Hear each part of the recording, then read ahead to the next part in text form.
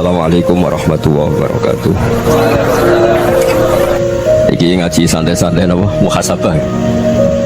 Muhasabah itu kalau Kiai Jawa maknani itu ngoreksi diri sendiri. Jadi menghitung diri sendiri. Ini pas bidang yang saya tekuni tadi karena Habib Ahmad yang minta kemarin sama ibu siapa dari Indonesian Power itu. Ibu Lia, saya turutin sekaligus saya sambil belajar terus tentang muhasabah. Dalam konteks Indonesia, muhasabah itu sudah jadi perilaku ya. Karena dulu orang tua saya, guru-guru saya kalau ngandani itu, bayangkan kalau kamu jadi dia. Jadi misalnya kita mentang-mentang atasan, otoriter sama bawahan. Bayangkan kalau kamu jadi yang bawahan itu kayak apa? Laukun tamakana, kalau orang Arab bilang, bayangkan kalau kamu di posisi dia. Makanya guyonannya orang-orang Indonesia itu kan orang ngaramkan judi gitu, bareng dikasih tahu. Tapi yang menang anak jenengan, alhamdulillah. Ternyata ngaramkan itu karena ada anaknya. Kalau anaknya yang menang ya seneng. Meskipun itu guyonan, tapi saya punya padanan itu dalam kitab hikam. Nabi Ibrahim itu Khalilur Rahman, tentu bencinya minta ampun sama yang namanya maksiat. Suatu saat beliau diterbangkan di alam malakut. Itu kalau di hikam saya halaman 15 juga. Saya masih ingat betul. Mungkin kalau Anda beda halaman karena beda cetakan. Setelah diterbangkan di alam malakut, diperlihatkan sama Allah, ada orang pezina, ada orang syaribul khomri, ada orang mabuk, ada orang macam-macam. Allah tanya sama Nabi Ibrahim, bagaimana pendapat kamu Ibrahim tentang mereka yang maksiat? Kata Nabi Ibrahim, ya Allah, habisi saja mereka. Mereka hidup di bumi engkau, makan rezeki engkau, kemudian mereka tidak taat sama engkau. Singkat cerita, di fase itu, saya ulang lagi, di fase itu Allah nurutin sampai sekian peristiwa, mungkin 3 atau 4. Sudah setelah sekian tahun Nabi Ibrahim lupa peristiwa itu, kemudian beliau diminta menyembelih anaknya. Ini versi kitab hikam. Memang versinya banyak tentang kenapa Nabi Ibrahim disuruh menyembelih anaknya. Ketika mau menyembelih anaknya, Nabi Ibrahim ragu. Huwa samratu fuadi, anak saya ini buah hati saya, kenapa engkau suruh menyembelih? Terus kata Allah, apa kamu tidak ingat ketika kamu saya angkat di alam malakut, kemudian kamu usul bunuh-bunuh, saya tidak mempertimbangkan usul Anda, tapi kenapa sekarang saya merintahkan kamu mikir gitu? Terus, ya karena ini anak saya ya Allah. Terus kata Allah, rumang samu wong sumpukon mata ini gak gawean kau sing gawe kowe enak wae usul mata ini. Sebenarnya saya yang bikin, kemudian Anda enak aja usul membunuh. Semenjak itu Nabi Ibrahim itu di eranya itu asfaqun nas, orang paling sayang sama manusia. Karena kadang kita keras itu ya kebetulan itu tidak anak kita, tidak keluarga kita. Cara orang Jawa itu kan gitu ya, kalau ada perempuan terus macak yang macam-macam pakai sepeda motor cowok, terus wah itu luput suwuk, semoga-moga gini. Tapi setelah dikasih tahu, niku ponakane jenengan, semoga-moga selamat. Jadi jangan-jangan kemarin ahli ma'asi itu kebetulan itu tidak keluarga kita. Kalau keluarga kita yang pernah salah pada kita, semangat kita mintakan maaf. Jangan-jangan kita didikte hukum sosial gitu. Jadi orang yang salah kebetulan itu orang yang menservis kita, atau keluarga kita, atau orang dekat kita. Jangan-jangan semangat kita mintakan ampun. Tapi kalau sama orang lain kebetulan musuh kita, kita semangatnya minta itu kena azab. Nah ini yang nggak boleh dalam Islam. Islam mengajarkan niru Rasulullah SAW, Nabi itu rahmatal lil alamin. Bahkan kemarin saya ngaji virtual sama beberapa habaib, ada Habib Ali Al-Jufri dari Mesir gitu ya, ada Habib Alwi dari Kuitang, ada Habib Nabil Al-Musawa. Dari sekian habaib itu saya masih ingat diantaranya yang didawuhkan rahmatan lil alamin itu ketika Nabi adzahu qaumuh, disakiti oleh kaumnya, dan itu mereka masih kafir semua. Itu mereka dapat doanya Nabi, Allah mahdi qaumi fa innahum la ya'lamun. Kayak apa baiknya Nabi, orang yang menyakiti, yang melukai ya, tapi Nabi masih berdoa, Allah mahdi qaumi fa innahum la ya'lamun. Sayyidina Umar dapat doanya Nabi itu ya khina kana kafiran, ketika masih kafir didoakan, Allahumma izzal Islam bi Umar. Itu ketika masih kafir. Itu pelajaran bagi kita bahwa yang sedang tidak cocok pun itu berdapat doa kita. Ya doa supaya kondisi kita baik, hari tambah baik. Karena agama ini, saya berkali-kali bilang, limangka nayarjuwa hawal yawmal akhir. Agama ini diperuntukkan bagi yang selalu punya harapan pada Allah Subhanahu wa Ta'ala.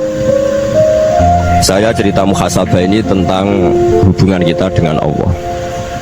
Di Indonesia itu banyak orang fasik, banyak orang nakal. Ya di mana-mana orang nakal itu ya mayoritas, wa aksaruhum fasikun. Tapi berkahnya harapan. Mungkin saya kira nakal sok benda, mungkin saya kira sholat sok ben sholat, mungkin sekarang belum sakhok, belum dermawan, suatu saat dermawan. Barokahnya itu kefasikan ini dianggap sementara, sedang fasik, sedang tidak benar. Karena kiai-kiai kita, para guru-guru kita, para habaib utamanya itu mesti bilang semoga husnul khotimah. Nah barokahnya doa itu semoga husnul khotimah itu menjadikan satu pola sosial. Yang sedang fasik ini masih diharapkan jadi lebih baik, jadi lebih, sehingga kita tidak ngambil sikap ekstrim yang ingin menghabisi atau ingin mengadili, tidak, karena selalu kita punya harapan. Dan agama ini limangka nerjuwa hawal yawmal akhir. Bayangkan dulu kalau yang nakal itu anak kamu, pasti kamu nggak ingin kan langsung dapat azab, dapat apa. Padahal kita semua jadi tokoh ini abul kulli, bapak dari semuanya. Sehingga ketika Rasulullah SAW jalan-jalan kemudian melihat perempuan sedang menyalakan api. Kalau apinya mati ditiup, anaknya dijauhkan. Nanti kalau sudah jauh dari api, anaknya digendong lagi. Terus kata Rasulullah, matur ke semua sahabat, ara'aitum anna hadhihi tarihatan waladaha 'alan nar. Apa kamu berpendapat bahwa perempuan ini akan melemparkan anaknya ke neraka? Tidak ya Rasulullah, tidak akan seorang ibu melemparkan anaknya ke api. Terus kata Rasulullah, Allahu arhamu min hadhihi biwaladiha. Allah lebih rahman, lebih rahim dibanding orang tua ini kepada anaknya. Ini yang harus kita kenalkan terus, kita kampanyakan terus, supaya orang hubungannya dengan Allah itu nyaman, asik. Sehingga dengan demikian selalu ada harapan bahwa yang sedang nakal ini suatu saat tobat. Kita tidak boleh menghukumi pasti begini, pasti gini, itu tidak wilayah kita. Itu juga yang dicontohkan Rasulullah SAW. Secara lahir Nabi itu nggak berkenan sama Wahsy, karena Wahsy itu salahnya salah fatal, karena membunuh ahabban nasi ila Rasulillah, yaitu membunuh Sayyid Hamzah. Jadi ketika Wahsy tobat, Nabi itu terima tobatnya. Dan ketika beliau dengan basariahnya nggak siap ketemu Wahsy karena harus ingat Sayyid Hamzah, basariahnya diturutin. Oke, kamu iman, saya turutin, tapi jangan sering ketemu saya, karena kalau ketemu kamu saya masih ingat sama paman saya Sayyid Hamzah. Kita bisa ngelola seperti itu. Kita tidak cocok sama orang, bagaimanapun mereka umatur Rasulullah SAW, kita tetap mencintai mereka. Misalnya kalau beda agama, mereka sama-sama orang Indonesia, kita mencintai mereka atas nama warga Indonesia. Tapi kalau misalnya potongannya ora cocok, beda kultur, bawaannya itu mangkel no coro Jawa, ya bisa diilmoni, jangan ketemu. Wong sudah tidak cocok, ingin ketemu nyari solusi. Roh ini tok seneng itu kan ya repot gitu. Ya sudah, kalau nggak pati cocok ya jangan sering ketemu. Dan itu kita bisa memanage seperti itu tuh bisa. Saya berkali-kali cerita tentang Imam Syafi'i. Kalau dikasih tahu ya Imam Abu Abdillah, panggilannya Imam Syafi'i, tetangga anda ini ternyata banyak yang nggak senang anda. Jawabnya beliau senang. Ya bagus kalau nggak senang saya, anda utang saya katanya. Jadi gara-gara saman seneng aku ngatur aku ini kan. Dan mungkin saman rasa seneng kan ya enak. Jadi hidup itu dianggap happy. Kalau seneng ya teman silaturahim, kalau nggak seneng ya nggak bakal utang gitu kan. Baru kayak seneng itu nggak ganggu gitu. Jadi dulu itu orang bisa ngelola seneng nggak seneng itu bisa, karena ada kearifan hubungan dengan Allah Subhanahu wa Ta'ala. Hidupnya selesai karena masyghul bi dzikrillah, mereka sibuk dengan Allah. Makanya kata ulama-ulama tasawuf, kamu jangan melihat manusia perilakunya, tapi kamu juga harus ingat yang gerakkan semua itu Allah Subhanahu wa Ta'ala. Dengan demikian kita farah, kita senang. Makanya Nabi kalau ngutus Anas bin Malik kemudian nggak kesampaian yang diinginkan karena Anas main, ketika garwa-garwani Nabi agak tersinggung, Nabi andaikan Allah menghendaki yang saya inginkan kesampaian, pasti itu kesampaian. Jadi dianggap kegagalan Anas gak manggil yang dituju Nabi itu ya kersane Allah, ya enteng saja. Sayyidina Ali lebih parah lagi yang dialamin. Itu dalam beliau kalau dipanggil tuh gak cepet-cepet ke sana. Ketika ditanya, kenapa kamu tak panggil gak cepet ke saya? Amin tuh ukubatak, karena aku tahu kau orang baik. Orang baik itu pemaaf. Jadi makanya orang-orang soleh dulu itu bodoh itu. Makanya sekarang kalau ada orang bodoh itu mesti dibidik orang soleh. Kalau orang-orang soleh itu kakean husnudzon lagi sering dibodohin. Abdullah bin Umar itu masyhur itu. Kalau ada budaknya sering sholat, sergap sholat itu dimerdekakan. Akhirnya nggak sholat pun pura-pura sholat. Akhirnya juga dimerdekakan. Ketika ditanya kenapa engkau merdekakan, padahal mereka sholatnya menipu engkau, kata pembisik-pembisik itu. Man khoda'ana lillah in khoda'na lah. Dia nipu atas nama Allah, berarti saya tertipu juga atas nama Allah. Gak masalah dong, semuanya demi Allah Subhanahu wa ta'ala. Jadi ketika kita mensifati Allah Ta'ala itu ghafir, Allah pemaaf. Jangan kamu nggak fair untuk diri kamu nyifati Allah ghafir, pada orang lain Allah kamu sifati syadidul iqab. Jadi Allah kamu atur kayak MC tadi ngatur saya. Jadi Allah itu apa? Kalau pada saya ghafir, kalau pada musuh saya syadidul iqab. Nah, itu tidak fair.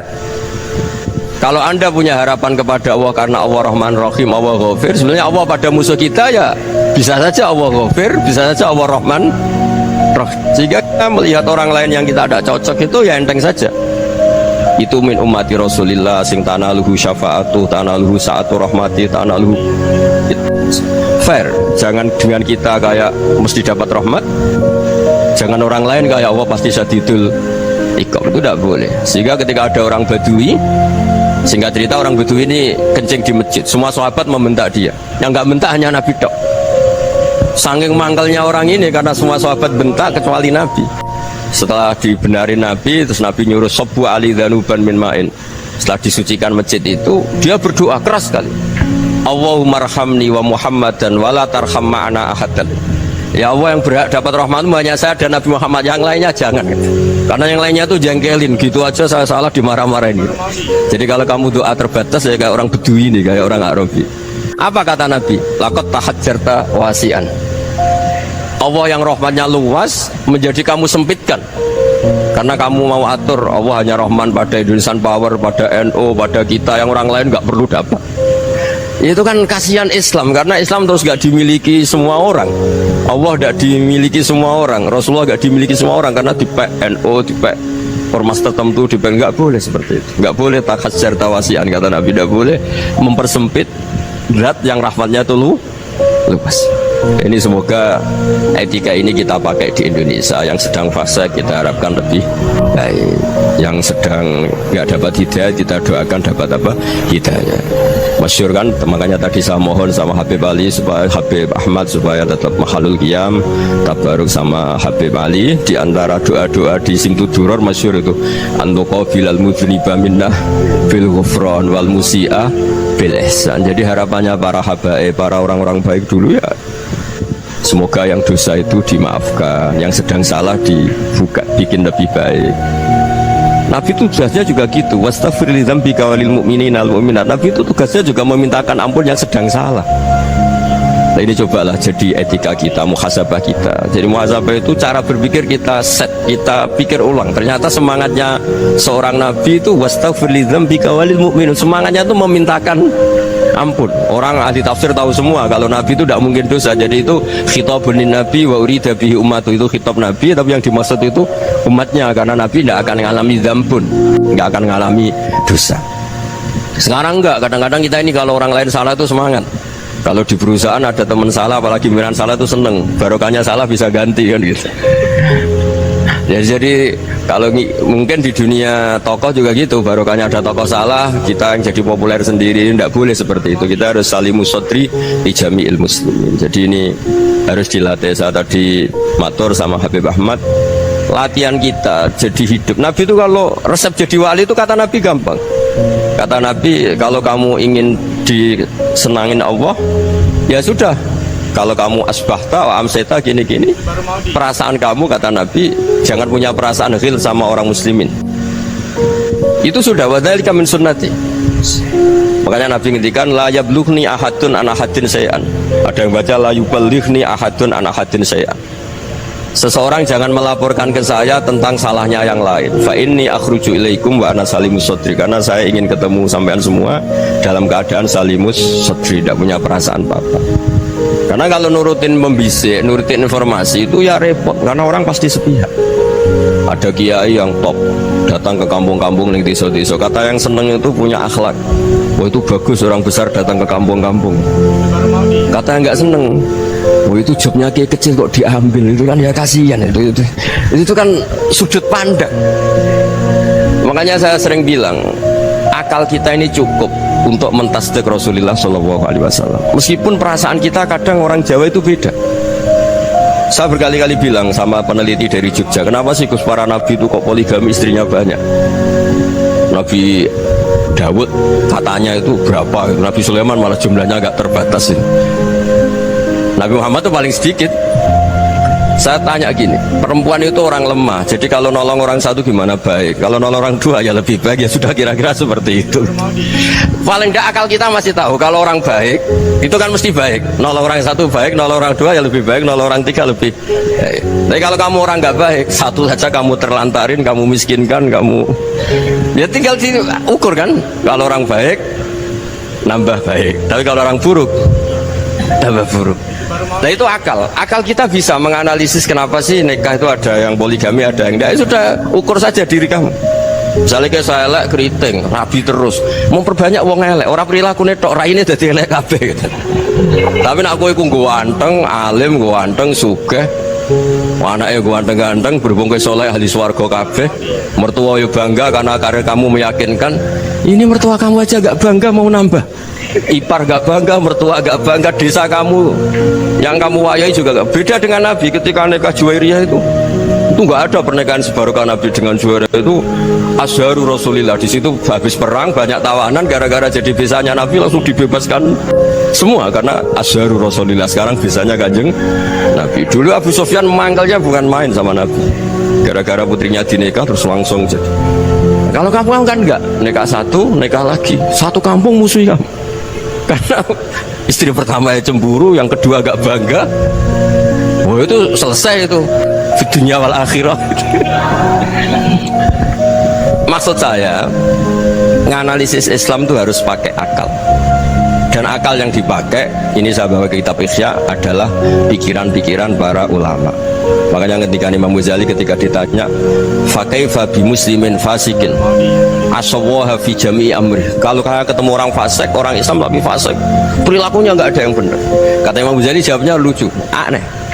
Ma min muslimin illa wa islamuhu ta'ah. Tidak ada orang Islam kecuali dia mau Islam, membenarkan Allah dan Rasul itu sudah taatnya dia. Kok kamu tidak bisa melihat taatnya dia? Dia pikirannya kan ini pemabuk, ini tukang apa. Tapi kata Imam Ghazali, sebenarnya kamu masih bisa berpikir positif. Ma min muslimin illa wa islamuhu ta'ah. Tidak ada seseorang Islam ketika dia milik Islam itu pasti ada taatnya, yaitu tasdik pada Allah dan tasdik kepada Rasulullah Shallallahu Alaihi Wasallam.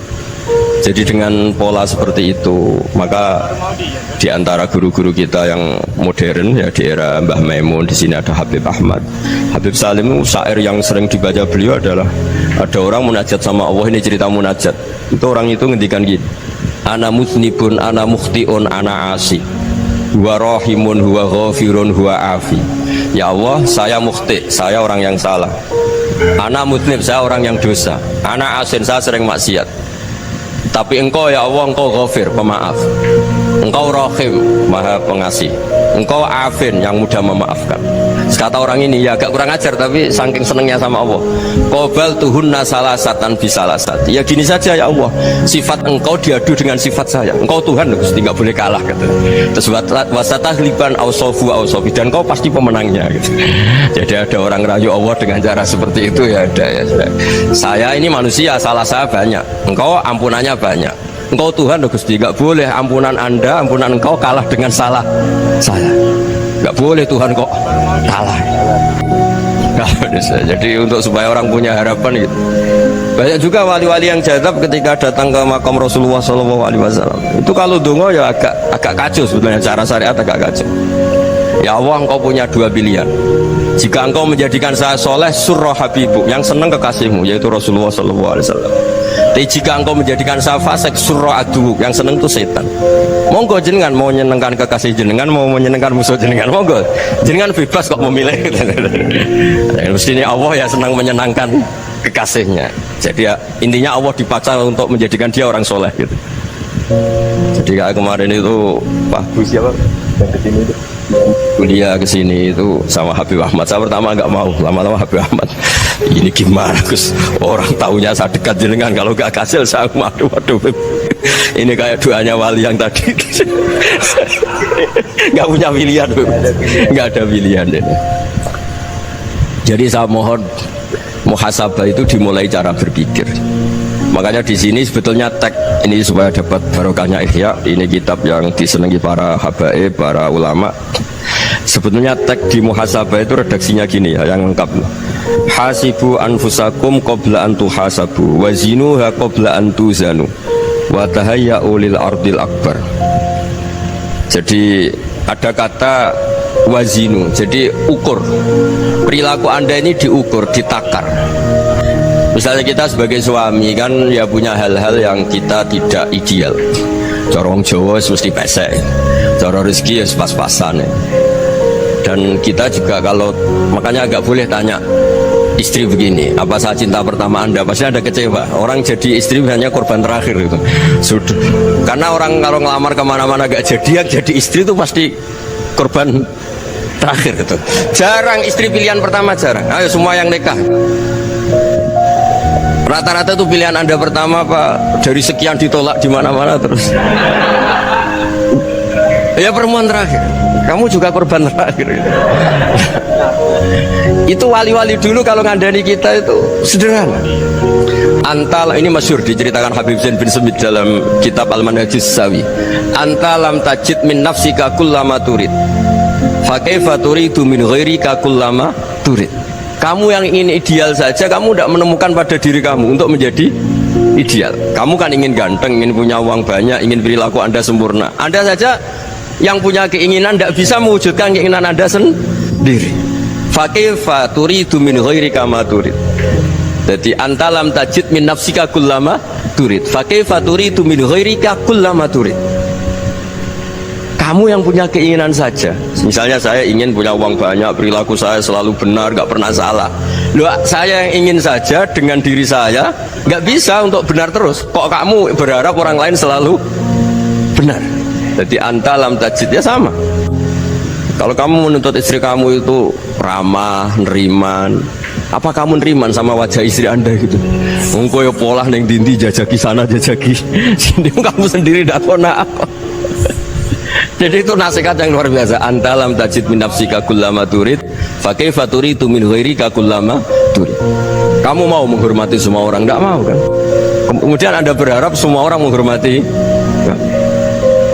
kamu. Tidak ingin kan orang lain semua menghujat kamu, sementara kamu enak aja menghujat orang lain. Makanya Rasulullah SAW luar biasa ketika bikin kaidah sosial, apa la yu'minu ahadukum hatta yuhibba li akhihi ma yuhibbu li nafsi. Jadi kalau ukuran iman itu sederhana. Kalau sesuatu itu baik, nyaman bagi Anda ya bayangkan itu pada teman Anda. Misalnya Anda bangun tidur sudah acak-acakan, nggak punya uang, utang jatuh tempo, kan nggak ingin ketemu orang. Ya kamu jangan bertamu ke jenis ini, karena dengan kamu yang alami juga nggak siap ketemu orang. Makanya ada Habib Alim itu dilapuri sama seseorang. Habib, dulu teman saya itu ketika saya kaya itu sering main ke saya. Setelah saya miskin, mereka tidak main ke saya. Kata Habib itu bagus, sunau begitu itu bagus. Coba kalau kamu dulu kaya, teman kamu main kan kamu gaya, di rumah ada makanan, bisa hormat tamu. Setelah kamu miskin jadi buruh manol di pasar atau buruh bikin boto, teman kamu datang, malu enggak? Mendingan enggak datang gitu. Akhirnya baru, oh ya alhamdulillah kalau gitu. Loh iya kan dulu teman kita datang, kita ada Alphard, istri cantik, rumah bagus. Setelah kita miskin, buruhnya orang pas dibentak-bentak, teman kamu udah datang. Milih datang kamu enggak kalau setelah kamu jatuh? Enggak kan?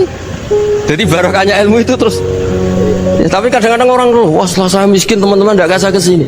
Ya kalau kamu sudah jatuh teman-teman kamu di situ jadi tontonan. Ya mulai sekarang cara berpikir itu dirubah. Dulu yang namanya kiai itu kalau diundang orang itu ya agak-agak senang. Semenjak saya itu agak rubah. Ngundang kiai, ngatur kiai itu tak haram-haramkan ya ada lumayan lah, sekarang itu sudah mulai agak beretika. Dulu itu ngundang tuh tanggalnya ditentukan, jamnya ditentukan, nggak mikir apa kiai saat itu nganggur, enggak punya wadifah, enggak. Dia milih tanggal yang dia nganggur, nggak mikir pas itu kiainya nganggur apa, enggak. Ya saya hanya cerita aja, kamu tersinggung ya monggo, boten ya monggo itu kan.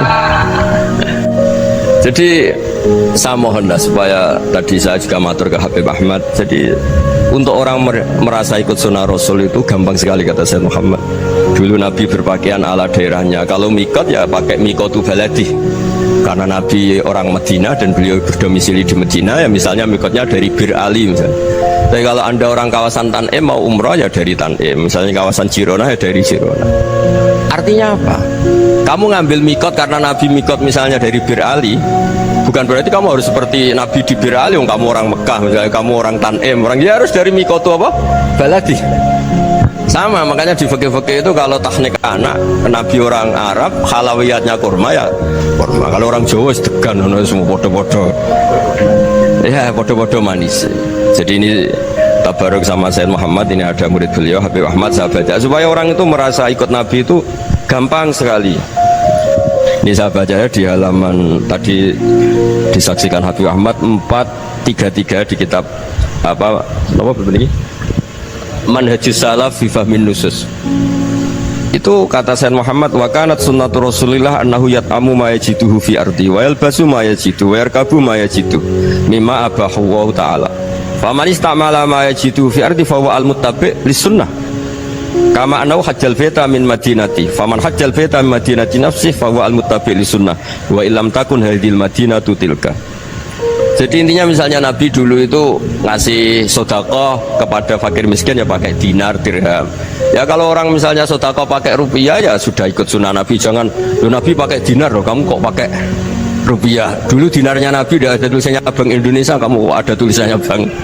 Ya tidak ada seperti itu. Ya jadi misalnya Nabi sedekah pakai tamar atau pakai al-aqid, ya kita pakai beras, pakai apa. Supaya orang tuh bahwa Rasulullah itu milik kafatal linnas, milik semuanya, sehingga merasa ikut sunnah Nabi itu ya semuanya. Makanya dulu Mbah Mun kalau motivasi saya supaya bombong, kalau orang Jawa bilang bombong, wong Jawa mesti ono wong alim. Beliau menyontohkan mas itu Mbah Fadol, Senori, Mbah Ihsan Jambes, itu bisa ngarang-ngarang kitab luar biasa, padahal beliau bukan orang Arab.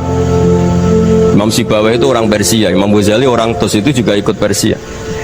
Kata Mbah Mun, wong sing ora Arab lah mesti untuk jatah alim, kata beliau, karena Nabi itu diutus kafatal linnas. Nanti kalau orang yang alim itu Arab tok, berarti tidak ada perwakilan dari Afrika, dari Asia Tenggara, dari mana-mana. Makanya karena Nabi statusnya itu kafatal linnas. Jadi kita harus bangga sebagai Muslim, sebagai orang Indonesia, karena misalnya Wali Kutub dulu terkenalnya hanya ada di Yaman, di mana. Ternyata pernah ada juga di Indonesia, dan seperti Habib Abu Bakar Segaf Gresik. Jadi ya artinya kan tetap orang Indonesia, meskipun beliau zuriyah Rasul kan ya sudah orang apa?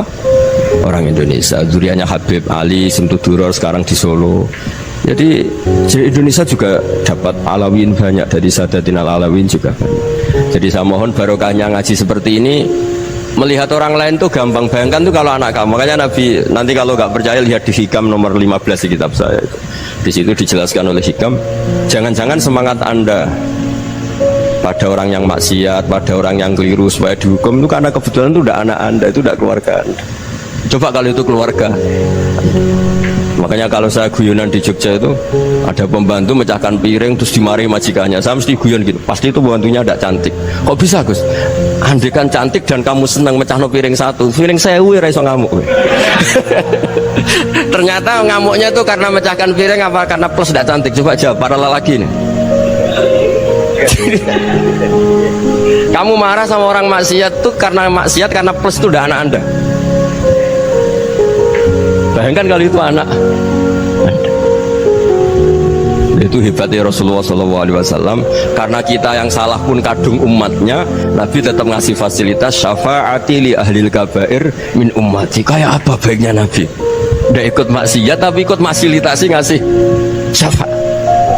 Loh kalau li ahlil ibadah kan wajar, Nabi ketika ini syafaati li ahlil kabair min ummati. Ya karena tadi logika yang dibangun Rasulullah itu logika yang luar biasa. Kita semangat orang lain kena hukuman itu karena kita tidak punya rofah, tidak punya rohmah. Coba kalau Rasulullah yang bil mukminina raufur rahim, semangatnya itu mendoakan supaya tobat, mendoakan diampuni. Dan itu juga yang diperintahkan oleh Allah Subhanahu wa taala, wastaghfir li dzambika walil mu'minina wal mu'minat. Ya, semoga barokahnya ngaji ini, barokahnya Habib Ahmad, barokahnya Maulid Simtud Duror, barokahnya semua kitab madaih Tiba Berjanji semuanya, barokahnya Ikhya, barokahnya Said Muhammad, barokahnya guru kita semua Mbah Maimun, bapak saya. Kita ini ngikuti manhaj, ya, ngikuti apa? Manhaj. Saya sering didhawuhi Mbah Mun, kenapa ihdinas siratal mustaqim bukan siratoka, bukan jalan engkau ya Allah? Karena Allah itu nggak bisa kamu tiru. Allah itu tidak tidur, tidak makan, tidak kesel, tidak capek. Yang bisa ditiru itu siratal ladzina an'amta alaihim. Yang bisa ditiru manusia ya niru manusia. Karena Allah itu tidak bisa ditiru. Makanya ihdinas siratal mustaqim siratal ladzina. Dan niru siapa? Niru guru-guru kita. Termasuk niru cara pandang. Jadi misalnya ada orang awam di rumah itu hanya delok reng, delok tikus liwat, itu kan kayak nganggur. Kok ora tahajud malah mendelok reng. Melihatnya jangan gitu. Huwa tarokal ma'asiyah. Dia di rumahnya tidak dugem, tidak kemana-mana. Dia berarti malam itu tarkul ma'asi, tidak nyopet, tidak garong, tidak ke tempat maksiat. Susahnya apa sih husnudzon? Jadi jangan lihat huwa tarkut tahajud, huwa tarokat tahajud, wa taroka qiyamul lail. Oke ya, namanya orang begitu ya tidak tahajud, tidak qiyamul lail. Tapi susahnya apa sih kamu bilang huwa tarokal ma'asiyah? Dia juga meninggalkan maksiat, dan tarkul maksiat itu ibadah. Supaya orang tuh gampang lah husnudzon sama orang muslim. Ini orang mukmin, orang yang luar biasa. Di mata Allah itu orang yang luar biasa. Kayak tadi Imam Ghazali, kalau saya ketemu orang muslim kemudian dia tidak pernah baik, gimana? Kata Imam Ghazali, ma min muslimin illa wa islamuhu ta'ah. Tidak ada orang Islam ketika dia mentasbihkan Allah dan Rasulullah, berarti dia juga punya taat. Ya ini latihan saja, sing iso nglakoni Habib Ahmad kula namung cerita mawon. Kula cerita secara akademik, saya punya kitab, saya baca, dan alhamdulillah kita faham barokahnya para guru. Dan supaya terbiasalah sebaik-baiknya ibadah husnudzoni billah wa husnudzoni bil mu'min. Soal tidak cocok ya diilmoni tadi ya, namanya nggak cocok ya jangan sering ketemu. Seperti Rasulullah SAW, beliau karena sangat mencintai Said Hamzah, ketemu orang yang pernah begitu sama Said Hamzah, ya beliau secara basyariah tidak siap. Tapi beliau secara cara bahasa sekarang, secara profesional, kalau beliau seorang nabi dan harus menerima tobatnya siapapun ya diterima. Saya meskipun dengan A, B gak cocok karena dia begini-begini sama saya, tapi saya ingat dia sholat, dia baca sholawat, dia mencintai Rasulullah, ya kita hormat. Ya, soal tidak cocok ya di manage tadi ya, zuruhiban tasdid khubban. Kalau tidak pati cocok ya jangan sering ketemu, bawaannya enak nanti. Ya semuanya itu diilmoni lah. Makanya ngendikane Ma'ruf Al-Qurhi ada yang baca Al-Kharqi, mangqala fil yaumi salasa marrat wa marham ummat Muhammad kutiba minal abdal. Karena semangat mencintai siapapun satu hari sering baca marham ummat Muhammad, wa ma asli ummat Muhammad, wa ma tajawaz an ummati Muhammad, itu mesti kutiba minal abdal. Dia pasti termasuk wali abdal. Maksudnya semangat mencintai ya dilatih lah. Misalnya Indonesia Power atau PLN, andai kan tidak ada PLN tuh kayak apa? Orang nggak bisa ngaji, nggak bisa aktivitas. Ya barokahnya ada PLN, barokahnya jasanya. Kita sadar, tidak semua kebaikan kita ini memenuhi keinginan orang banyak. Gitu. Orang banyak ingin listrik, ingin saluran apa, dan itu kadang yang mewujudkan orang lain atau kelompok lain.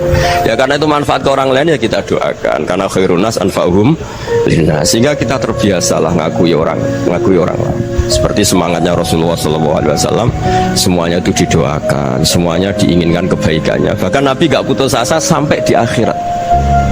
Ketika Nabi lain sudah putus asa karena sudah akhirat, sampai dimintai syafaat semuanya bilang nafsi, nafsi. Karena merasa semuanya gak punya nyali di depan Allah. Karena ini sudah akhirat, sudah finish. Tapi apa Rasulullah? Analah. Ya udah, saya sanggup mensyafaati kalian. Terus kata Nabi, fa'atiyal arsya. Saya mendatangi aras fa'akhiru lahu sajidan, saya sujud wa ahmaduhu bima hamida allamani rabbi. Kemudian saya tetap muji Allah dengan pujian yang terus menerus.